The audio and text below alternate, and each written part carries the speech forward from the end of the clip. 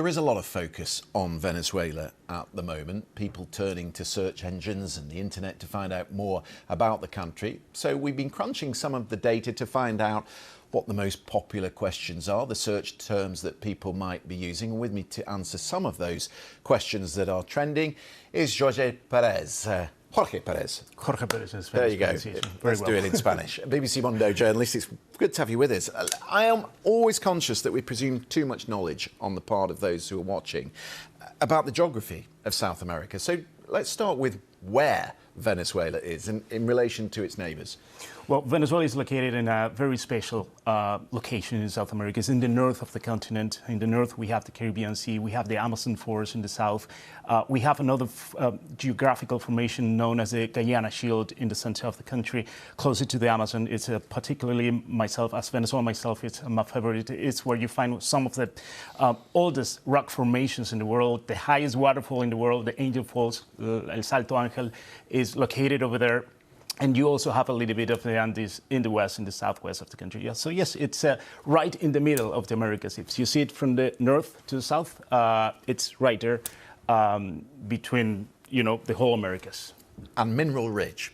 And lots of Yes. people are looking at the moment at these pictures of US forces boarding oil tankers and asking what sort of reserves does Venezuela have? Well, mainly it's known for its huge oil reserves. It's the country with the biggest oil reserves in the world. Venezuela is basically floating on oil. Reserves are over 300 billion barrels, and this make it larger than the Saudi Arabia's, than Iran's, than Canada's. And but it's special about it because it's not a typical sweet oil that some countries prefer because it's faster to refine. It needs some special refinery. And for example, in the case of the relationship with the U.S., this is where the things come interesting because some of the refineries in the U.S. were already, let's say, set it for processing the Venezuelan oil, which is, as I'm saying, it's heavy.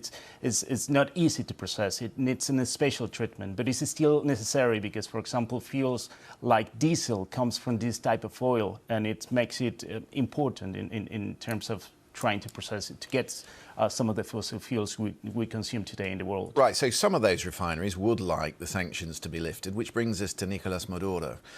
Why would Donald Trump want him out? The main official reason that the Trump administration is saying is that they are fighting drug trafficking in the region and that they consider that the Nicolás Maduro's government is involved in the drug trafficking. They actually are offering a $50 million reward for information that leads to the arrest of Nicolás Maduro and also some of other members of its cabinet. It is not officially stated that the United States is interested in oil in Venezuela, but of course, Trump has indeed said that some business could happen if there's a possibility, if there's a door open for American oil companies to invest back again in the country, because there's something important. The United States has always been the main trading partner, foreign trading partner of Venezuela. Still, during the Chavismo time, the U.S. Makes it the main. Most of the exports of Venezuela go to the United States. So there is that close connection. A lot of people are asking, according to this data, if the US is really seriously going to go to war with Venezuela. That's a question that many analysts are also trying to debate among themselves. Some say that the military forces that the U.S. is building up in the Caribbean are too small for a full-scale invasion, but too high, or too big for only fighting drug trafficking. So there's this idea that what Trump really is looking for is not only fighting drug trafficking, because actually Venezuela is not the main drug producer in the region. We have other countries in the region in Latin America that produce more drugs than Venezuela. We're talking about, for example, Mexico, where there's a huge hub for producing fentanyl, Colombia, where cocaine is mostly coming from.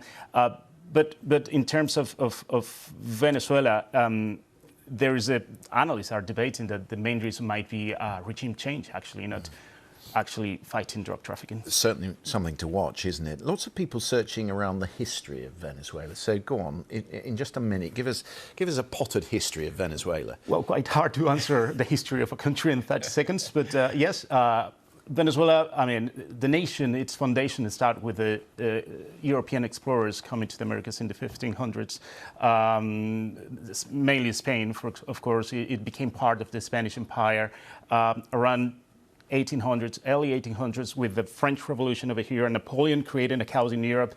The precursors of the independence in Latin America started to fight their independence in Latin America. This is, of course, the name of Simón Bolívar comes up here, one of the main Latin American historic names, if I can say it somehow.